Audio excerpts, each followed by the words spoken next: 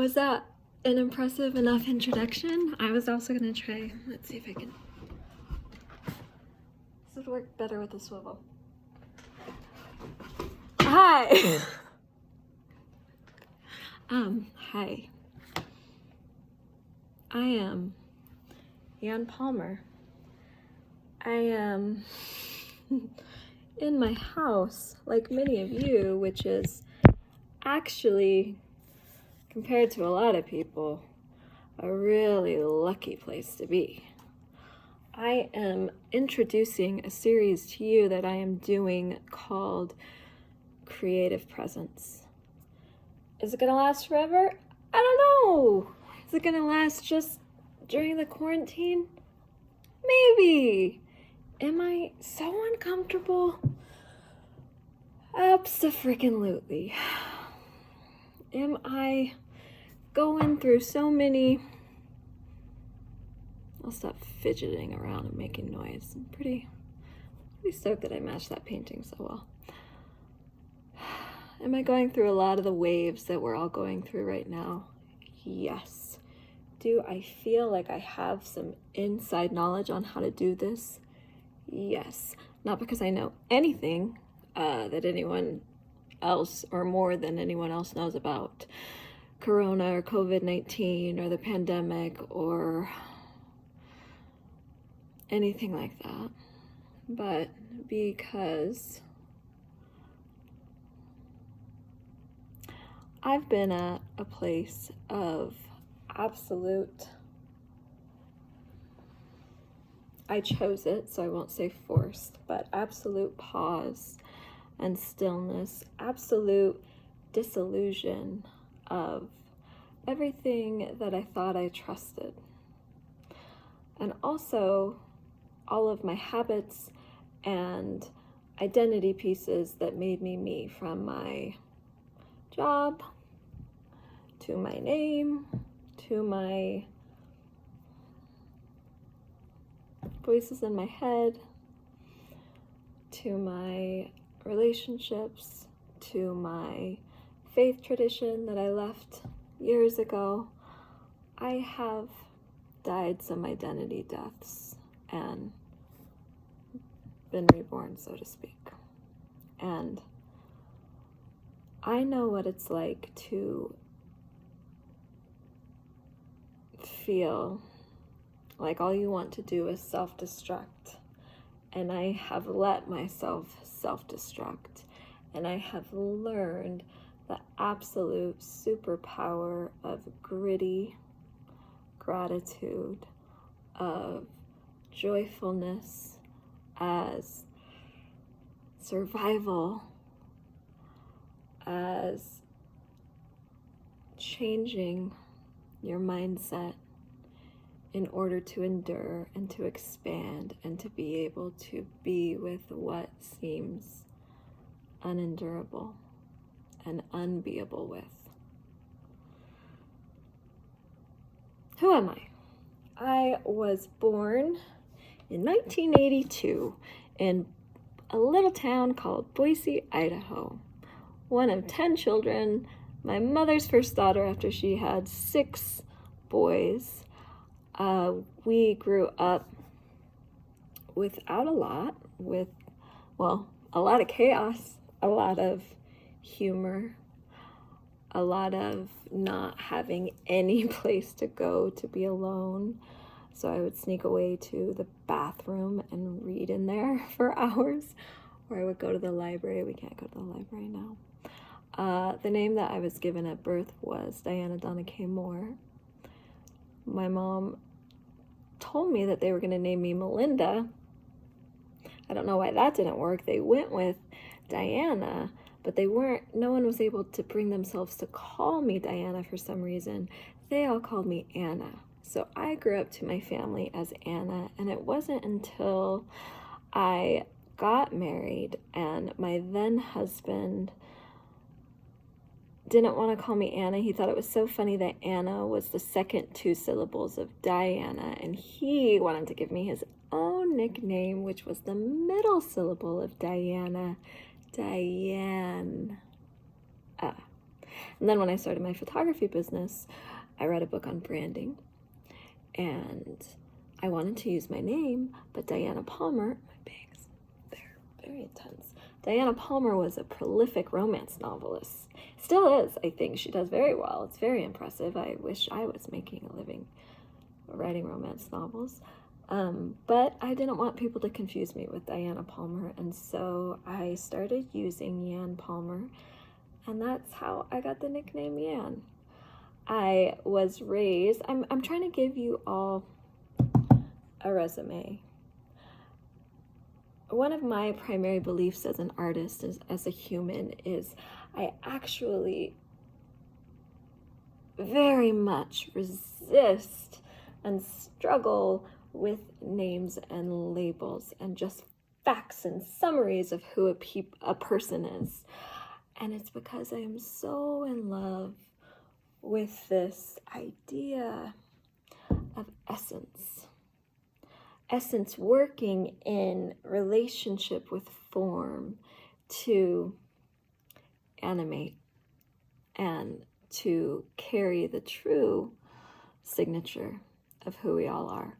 But I recognize the importance of labels, the importance of naming things so that we can talk about them and learn about them. I just find that sometimes when we use labels and we reduce somebody to their biography, we kind of miss who they are. But I'm trying to do it so that I can gain all of your trust as I talk to you about creative presence and about why I think that creativity is more important right now than it has ever been. So back to the facts. I was raised in the Mormon Church. I don't believe that is what Mormons like to be called. They call it the Church of Jesus Christ of Latter-day Saints. I think that is still accurate. I grew up, went to college, dropped out of college, went back to another college, did that a couple times, eventually graduated from Brigham Young University, Hawaii, with a degree in elementary education. I've always loved to teach, and I've always loved the wisdom and the essence of children who arguably you could say exist before they fully grasp labels and names. But anyway, I keep catching myself saying things that I want to stop the video and I want to restart the video, but I'm not going to stop the video and I'm not going to restart the video because I have been doing that all week. I think this is maybe like my 4th try, and I can guarantee it's not even going to be my best try, but it's just going to be the one that I make myself go with because that seems to be the only way that I can get things done. So I graduated with a degree in elementary education. I did not use that degree at all. Except you could argue that I do use it because I do teach, and I love to teach. I started my photography business when I was living with my parents, my then husband and we've been divorced for 9 years. That's why I keep saying my then husband.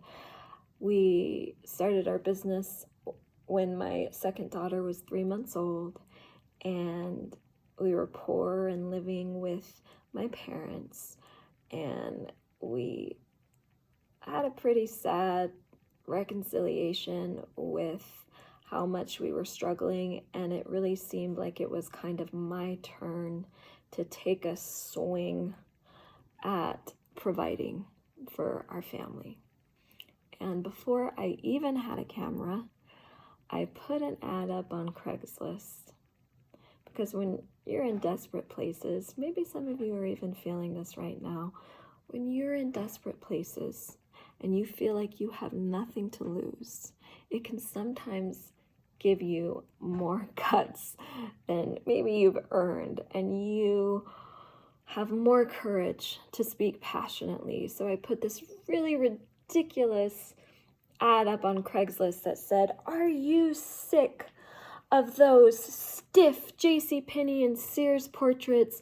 Let me show you your family how they really are. Hire me to take your photos." Because no, I didn't really know anything about photography. I'd taken one class in college. But I did know that I had, and I've always had, a gift to look at people and to fall in love with them and to be overwhelmed by their tenderness and their humanity and their idiosyncratic flaws and imperfection and the way it all boils down to this beauty. And when I say beauty, I'm not talking about glamour or society's version or a magazine's version of what we've been told that beauty is. I mean beauty as an emergence of soulfulness. I mean beauty as the place where darkness and light meet, where imperfection is softened by a gaze of love. I mean the kind of beauty that is at, I believe, the deepest part of who we are as humans. That essence, that capacity for both goodness and terrible things, and how we choose to engage with that capacity. And so I had some kind of ridiculous confidence for that reason, and I learned pretty quick how hard it was to actually take pictures and run a business, and I won't get into that whole story. One of my main talents and secrets to life, nobody ever believes me. They think I'm just being cute, I'm trying to be funny when I say this, but it's absolutely true. The higher tolerance you have for looking stupid, for failing and falling down and shrugging and understanding that we're all a little or a lot stupid, and so get back up again, is something that can take you very far in life. And that's something I'm really good at, is looking really dumb. So fast forward a couple years, and I started getting requests from other photographers after being generously taught and mentored by other artists myself. I started getting requests to teach, and it was probably too early for me to say yes to those requests, but I was still that young mom, and by then I had my third child, Shiloh, and I was supporting us, and we were still barely scraping along. And I started teaching, and I loved it. And I started working with creatives one-on-one and teaching workshops, and that grew and expanded to online teaching, to speaking engagements, and I got to visit places in the world that I'd always wanted to visit, which was really exciting because I'd never even been on an airplane when I was 17. And I used to get so jealous of my friends in college who were world traveled and had seen so many beautiful things, and I had to train myself just to find whatever was right in front of me so beautiful. And eventually, though, I did get to go to some places in the world, and I did get to teach all over the country, and I still do, except for not right now, just like all of you. And I have found one overriding truth as I've worked with so many creative people. I even do something called creative counsel sessions, where I work with artists, primarily photographers, because that's my medium. We work together one-on-one, and we look at their story, their philosophy. I ask all kinds of personal questions because I love to get nosy and creepy and up close and understand people, and I try to help put artists in touch with what it is they sense is calling them to be made, and to form a plan of action so that they can actually do that thing. And what I have seen after working with thousands of creatives is that the same blocks that we have to our creativity are the blocks that we have to our humanity. Those blocks are fear, judgment, self-doubt, wanting to be accepted and belong. The list goes on and on and on.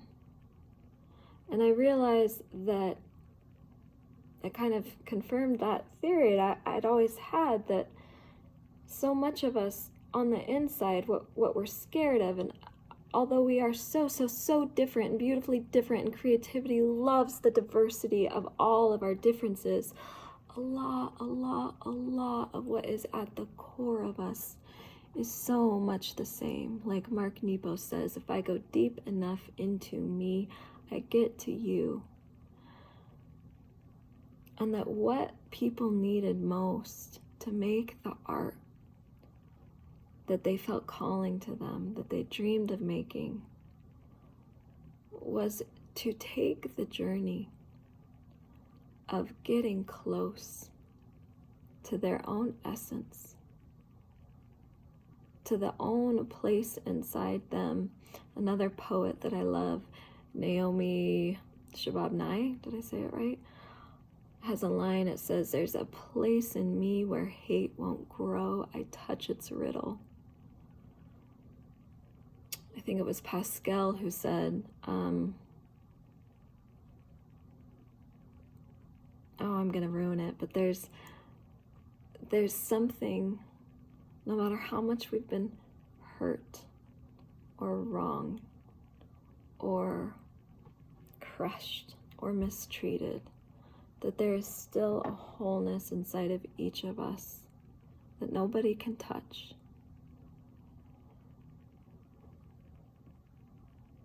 But that in order to help creatives reach that space of wholeness, to make their art from, to take photos from, to write from, to make music from,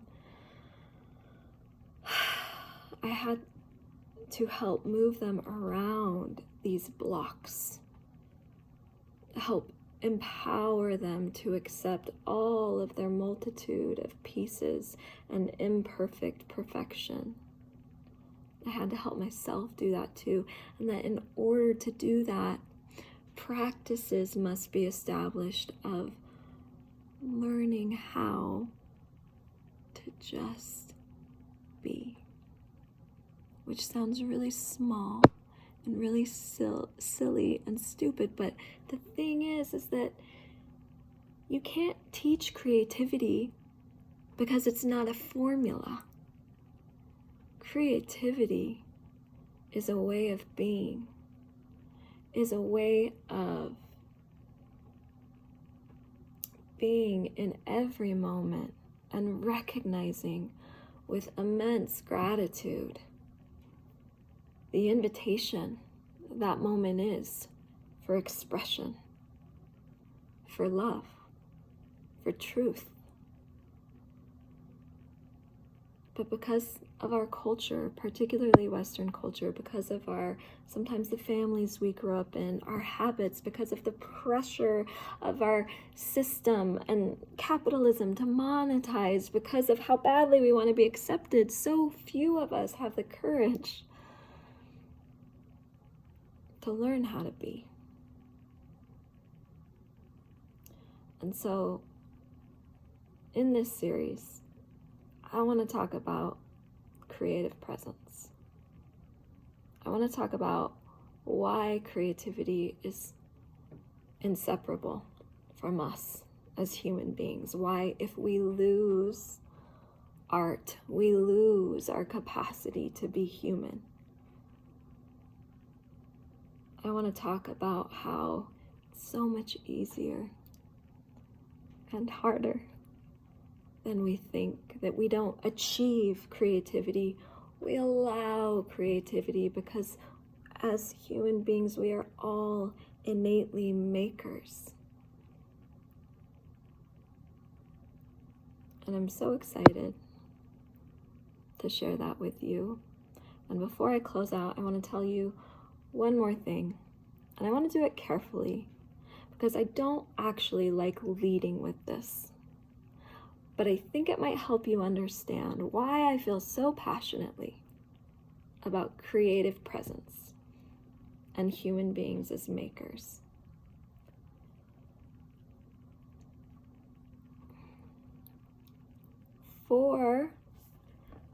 How can I do this quickly? For as long as I can remember, and I don't think I am particularly unique in this.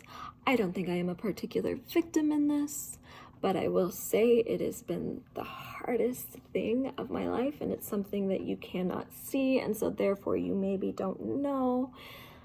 I have carried in me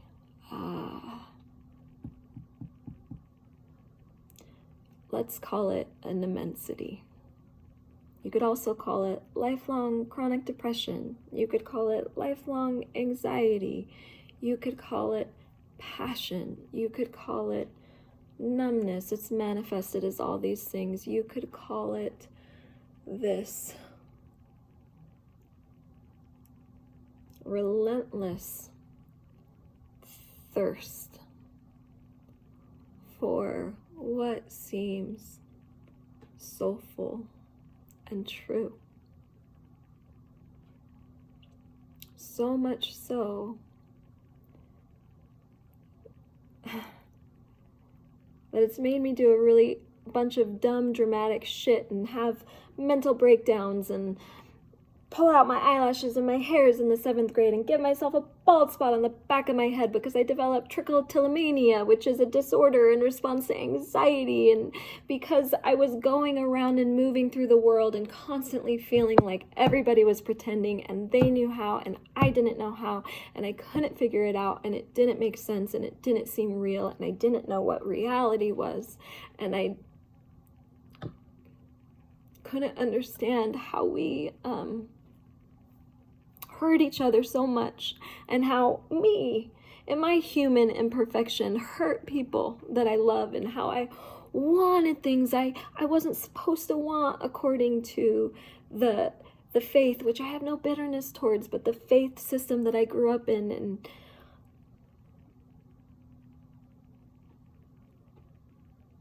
this lifelong confluence of forces, and sometimes scream and resistance of just, I don't want any of this, has caused me to be a student my entire life of how to find ease in what feels like a constant pain and heaviness and shadow.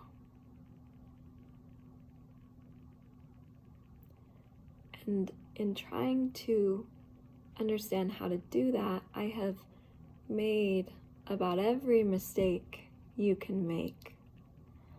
I have burned down marriages and relationships and careers and opportunities. I've self-sabotaged like a champ. I bizarrely tried to deconstruct my ego because I figured if all my yan shit was what was giving me so much grief, that I should just get rid of it all, which was silly, but not, just misguided. And what I found after trying to change every possible external thing that I could, from medication to no medication, from relationships, from where I live, from my job, from the art that I make, from the way that I dress, and how I look, and how much money I have, and all of these things that we think matter, but they don't give us peace. I finally learned that the most radical way to change was to change what was in here and what was in here. And so I I'd like to change my bangs right now. I worked really hard and I sacrificed a lot to learn how to change how I think.